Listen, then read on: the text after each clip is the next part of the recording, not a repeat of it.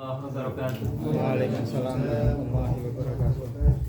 A'udzu billahi samil alim minasyaitonir rajim. Bismillahirrahmanirrahim.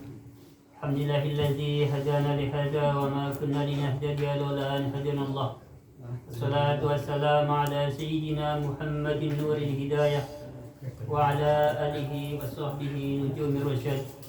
Qala rabbi shrah li sadri wa yassir li amri wahlul 'uqdatam min lisani yafqahu qawli. Raditu billahi rabba bil islami dina wa bi Muhammadin nabiyya wa rasula wa bil qur'ani imama wa hukma rabbi sidna ilma wa rizqna fahma amma ba'du faqul hadratal muhtaramin wal mukarramin para alim para sepuh semua yang saya hormati dan saya muliakan, wabil khusus kepada pimpinan Majelis Ta'lim Syamsi Sumus, dia Bapak Mabrur yang saya hormati dan saya cintai serta saya muliakan, serta orang tua kami, senior kami, Bapak RT Sanin, Bapak Abdul Rahman, Bapak Jeja, Bapak Muntasir, Bapak Sobirin, Bapak Toto, semua yang saya hormati dan saya muliakan, rahimakumullah.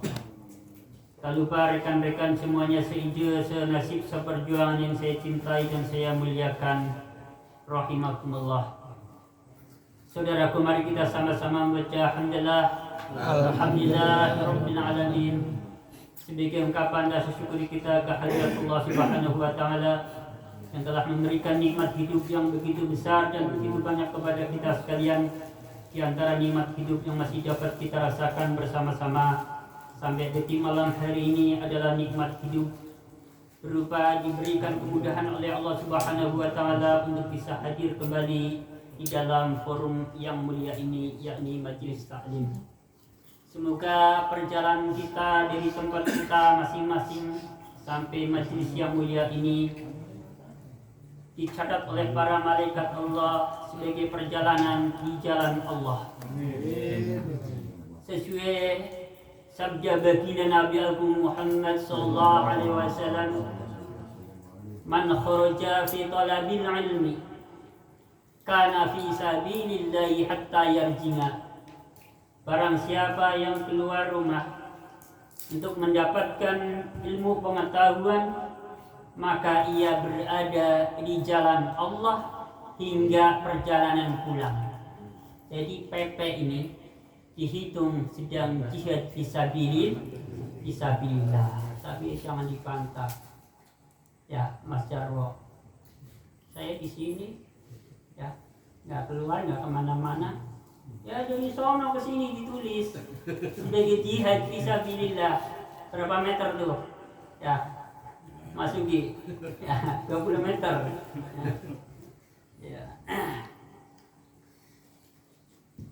Kenikmatan hidup yang masih kita rasakan berikutnya, alhamdulillah kita telah sama-sama telah melaksanakan ibadah sunnah tahunan. Apa yang saya maksudkan? Di antaranya adalah puasa Arafah. Disebut sebagai ibadah sunnah tahunan karena adanya setahun sekali. Dilanjutkan dengan sholat Idul Adha. Ini juga merupakan ibadah sunnah tahunan, adanya setahun sekali. Salawat serta salam semoga tersanjungkan pada baginda Nabi Agung Muhammad sallallahu alaihi wasallam. Allahu Akbar, Allahu Akbar, Allahu Akbar, walillahil hamd. Saudaraku rahimakumullah, semua yang saya hormati dan saya muliakan, mari kita sama-sama lanjutkan pengajian kita dalam ilmu fikih. Seperti biasa, sebelum saya membacakan materi pembahasan berikutnya, terlebih dahulu saya melengkapi penjelasan-penjelasan di pertemuan-pertemuan sebelumnya yang belum lengkap, yang masih ada kurang-kurangnya. Jadi perlu ada yang saya ralat pertanyaan dari saudara kita Mas Zainuri, kurang lebihnya pertanyaannya waktu itu bagaimana ketika sujud kok jari-jarinya ini mancal sarung, ya begitu ya Mas Zain. Mohon maaf saya ralat, ya saya ralat. Jawabannya waktu itu spontan.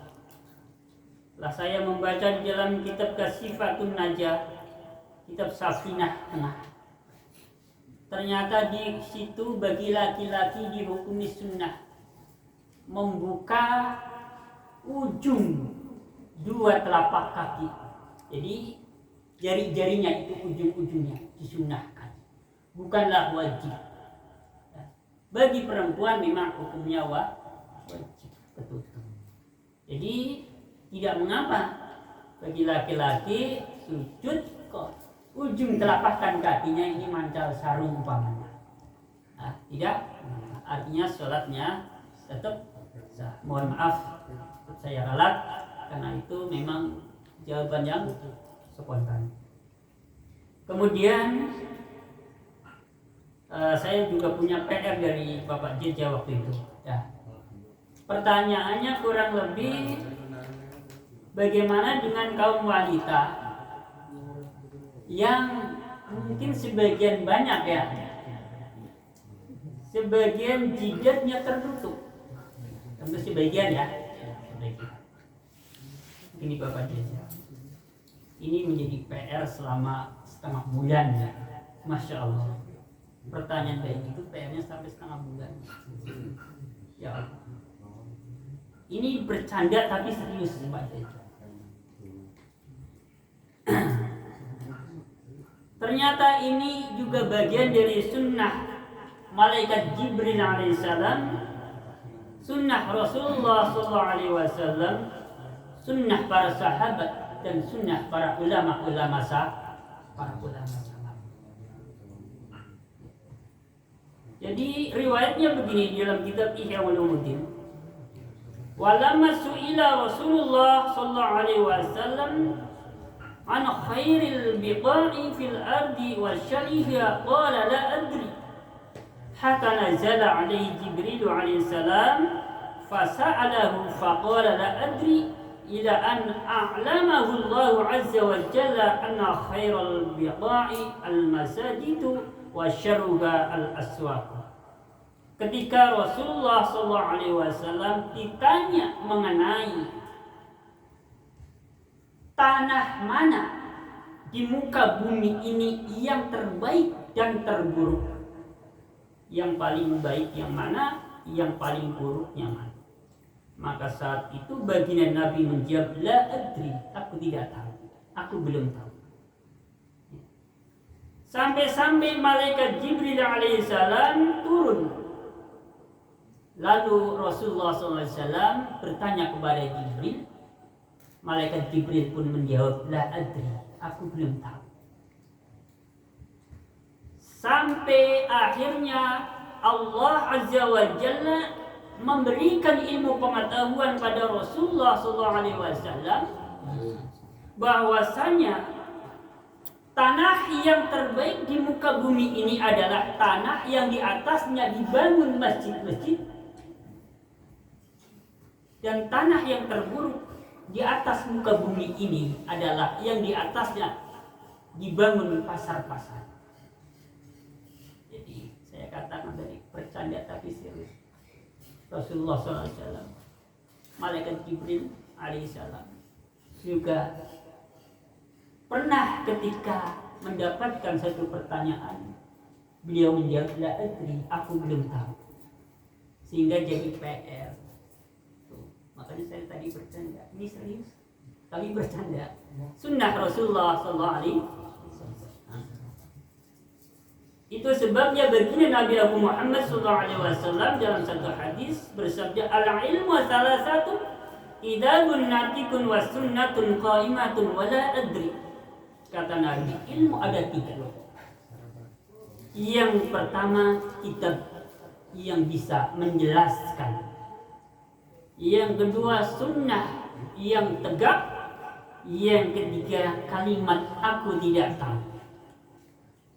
Imam Asy-Syafi'i berkata, la adri nisful ilmi wa man sakata haitsu la yadri lillahi ta'ala falaysa bi'aqalla ajran mimman nataqa li'anna al-iqtirafa bil jahli asyaddu 'ala an-nafsi. Imam Asy-Syafi'i berkata begitu. Kalimat la adri yang artinya aku tidak tahu ketika mendapatkan satu pertanyaan itu merupakan separuh dari ilmu pengetahuan. Artinya apa? Orang yang mengatakan aku tidak tahu ketika mendapatkan pertanyaan yang memang belum tahu, ini artinya sudah menguasai separuh dari ilmu pengetahuan. Kata beliau, dan barang siapa yang sekiranya belum mengetahui lalu diam dan diamnya karena Allah Ta'ala, maka tidak lebih sedikit pahalanya dibandingkan dengan orang yang menjawab secara langsung. Tidak lebih sedikit pahalanya dibandingkan orang yang menjawab secara langsung. Kalimat tidak lebih sedikit bisa jadi sama, bisa jadi lebih banyak.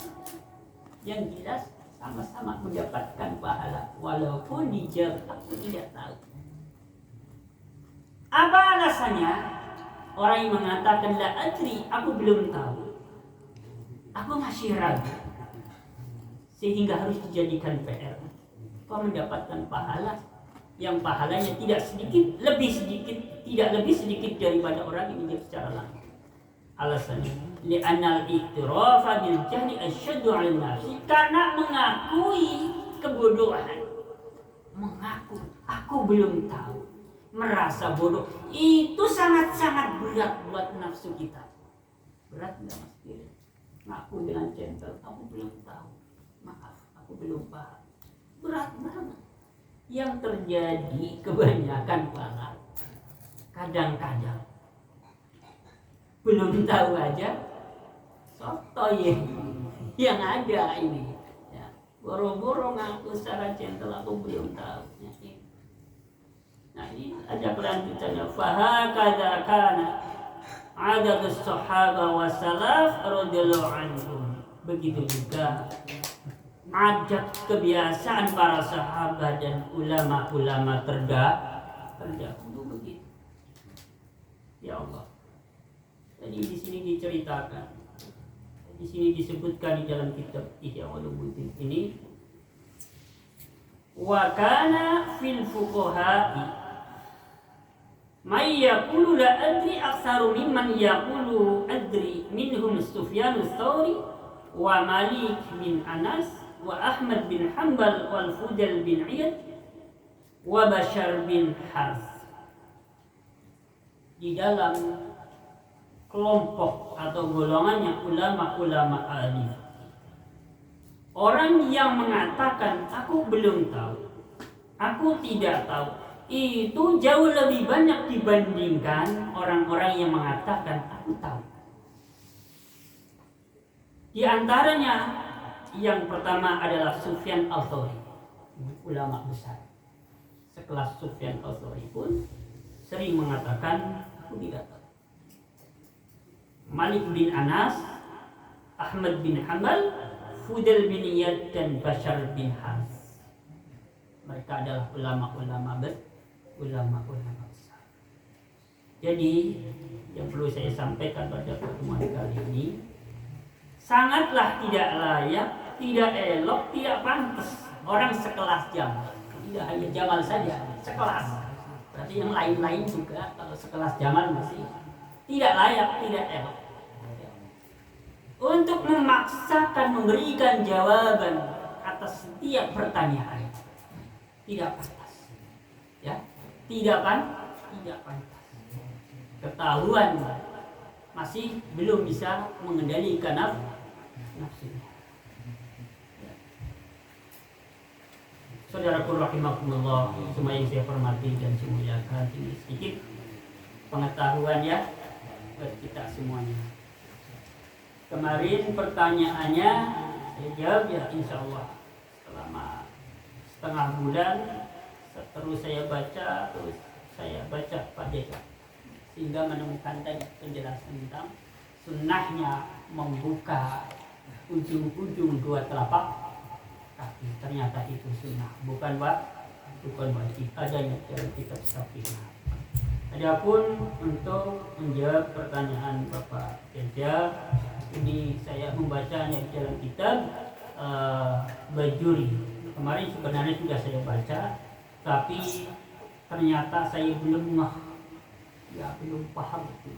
Karena biasanya kalau saya membaca kitab, kalau di bagian ujungnya biasanya masih ramyang-ramyang biasanya. Jadi yang istilahnya pahamnya sudah, kalau bilang 100% mungkin enggak lah, paling tidak pahamnya lebih maksimal. Itu biasanya misalkan saya membaca 20 baris, yang 10 bagian depan ini pahamnya lebih, yang 10 bagian akhir biasanya kurang. Saya bacakan itu, kemarin sudah dibaca ya. Ini masih pembahasan tentang sujud. Wa qalluhu mubasyaratun ba'di jubhatil musalli mawdi'a sujudihi minal ardi akhirnya. Paling sedikitnya sujud itu ya, meletakkan sebagian jidatnya orang yang sholat pada tempat sujud. Saya ulangi lagi, paling sedikitnya sujud itu meletakkan sebagian jidatnya orang yang sholat pada tempat sujud. Kalimat sebagian, kalau dalam ilmu nahwu bab badal itu ada namanya ba'dal ba'di minal kull ya. Kalimat sebagian ini bisa jadi sepertiga, namanya juga sebagian. Kalimat sebagian bisa jadi seperempat dari keseluruhan. Kalimat sebagian bisa jadi separuh dari keseluruhan. Kalimat sebagian bisa jadi 2/3 dari keseluruhan. Nah, untuk mengetahui lebih jelasnya, maka saya akan menyampaikan tentang definisi daripada jidat. Mana sih batasan-batasan yang disebut jidat? Dalam kitab-kitab fikih saya membacanya, jidat itu adalah apa yang ada di antara pelipis kanan, pelipis kiri dari segi panjangnya. Ya, dari sini, seret, ini jidat dari sisi panjangnya. Dari sisi lebarnya, jidat itu adalah kalau dari sisi atas diawali dari batas tumbuhnya rambut, tapi ini orang yang istilahnya umum lah, jangan dibahas, mohon maaf, yang istilahnya agak kesana jangan ya, mohon maaf. Yang standar, ini pembahasannya adalah standar di situ. Sampai mana? Sampai alis. Nah, kalau ditanya alis ini termasuk jidat atau bukan? Bukan. Yang disebut jidat adalah atas alis. Sampai mana? Sampai batas numbuh rambut kepala. Sudah jelas ya? Sudah jelas. Maka setelah saya membaca dalam kitab fikih alal madhahibil arba'ah juga senada kalimatnya sebagian. Perlu saya bacakan di sini dalam kitab bajurnya untuk lebih jelas.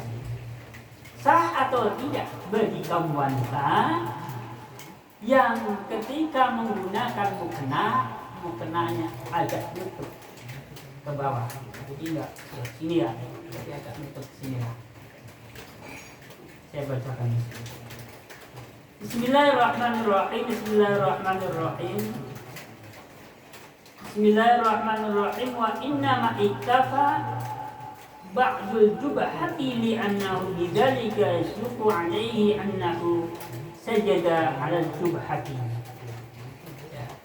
Sesungguhnya sudahlah cukup sebagian jidat itu sudah dikatakan cukup. Artinya cukup di sini apa? Cukup memenuhi standar. Standar apa? Standar telah sujud menggunakan jidatnya. Jadi jawabannya apa saja? Jadi sah sholatnya ibu yang sebagian jidatnya tertutup. Jadi maksudnya adalah agak di sini, sah sebagian.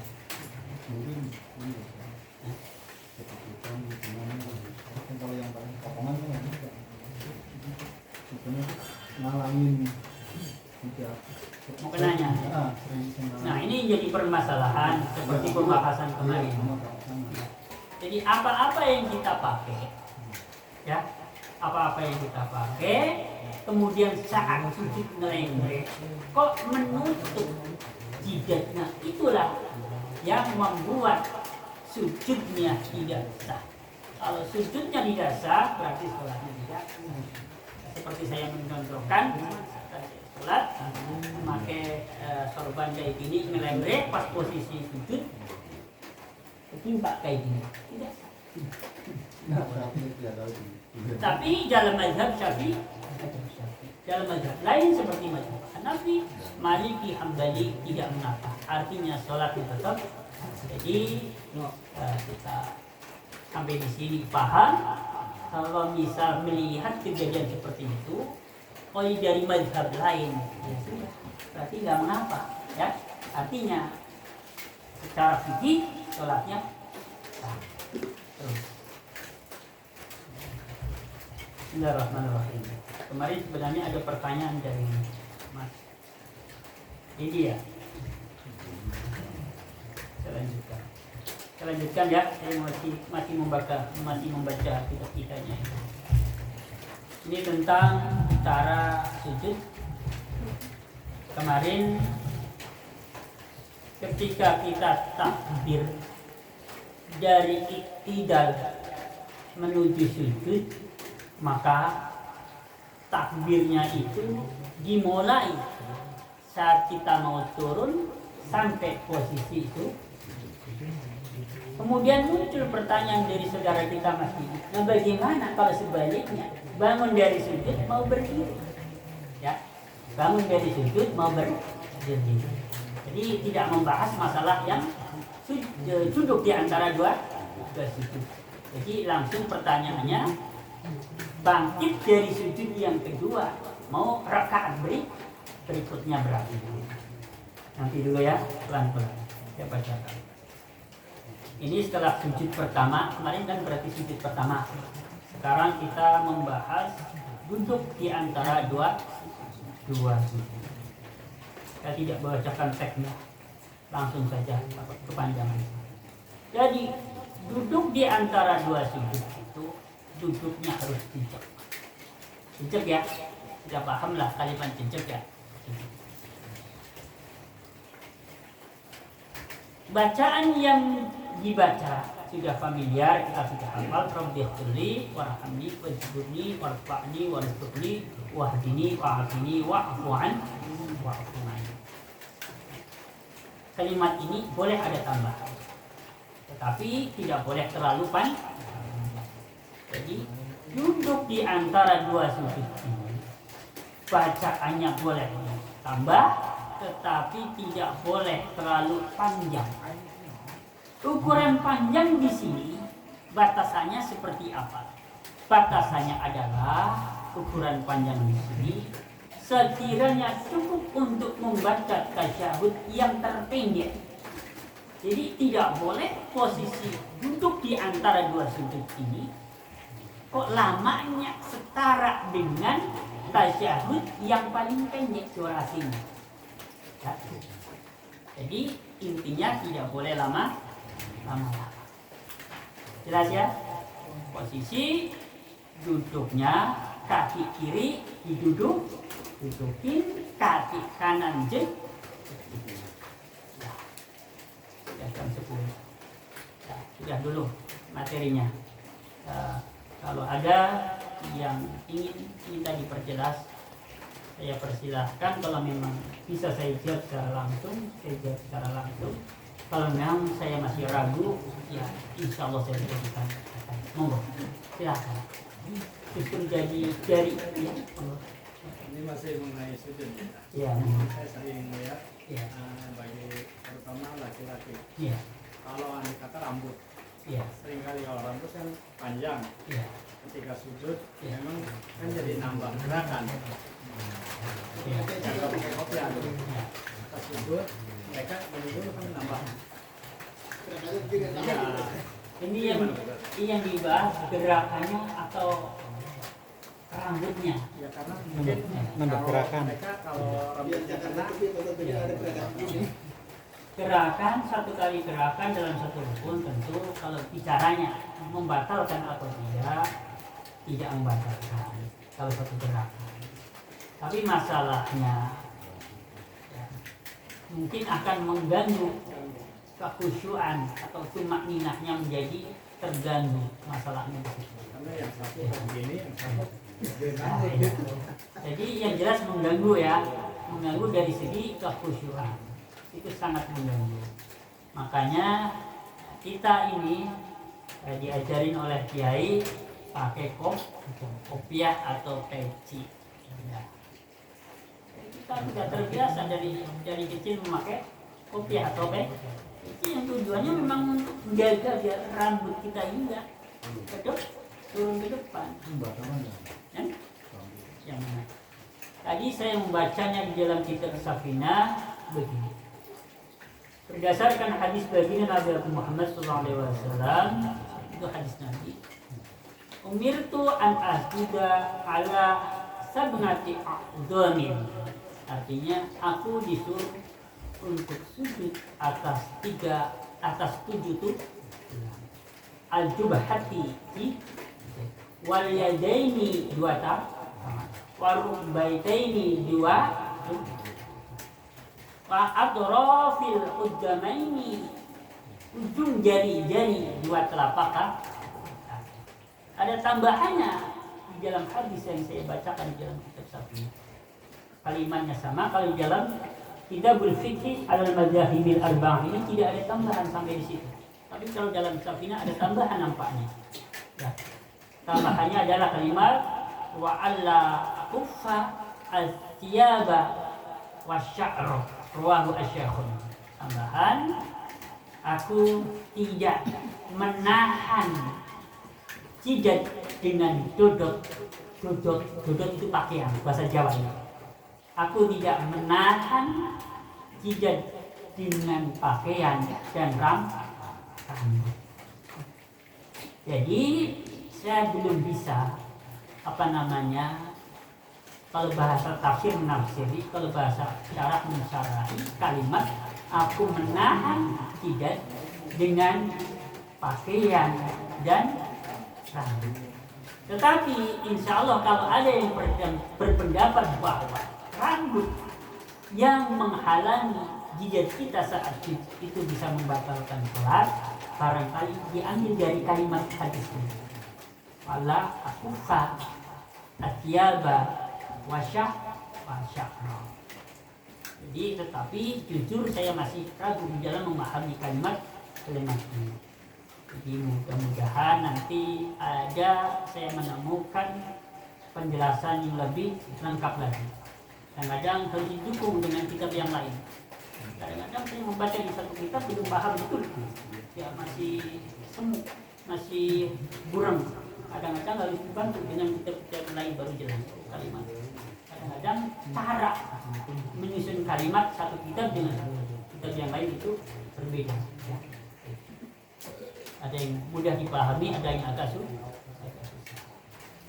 Ada lagi nggak?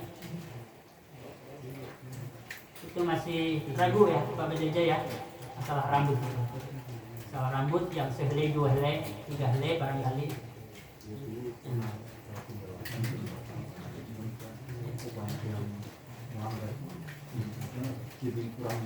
Ya.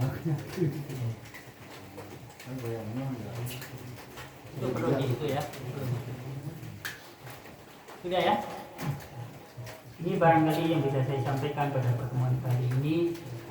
Walaupun sedikit, semoga menjadi ilmu yang bermanfaat bagi kita semua. Semoga kita semua bisa istiqomah dalam menjalani ta'lim ini, bersilaturahim bersama-sama. Semoga kita semua mendapatkan keberkahannya dari majelis yang mulia ini. Berkah buat kita, keluarga kita, lingkungan kita, secara umum masyarakat yang ada di sekitaran tempat kita tinggal. Akhirul qawli billahi taufiq wal hidayah wal hidayah. Assalamualaikum warahmatullahi wabarakatuh.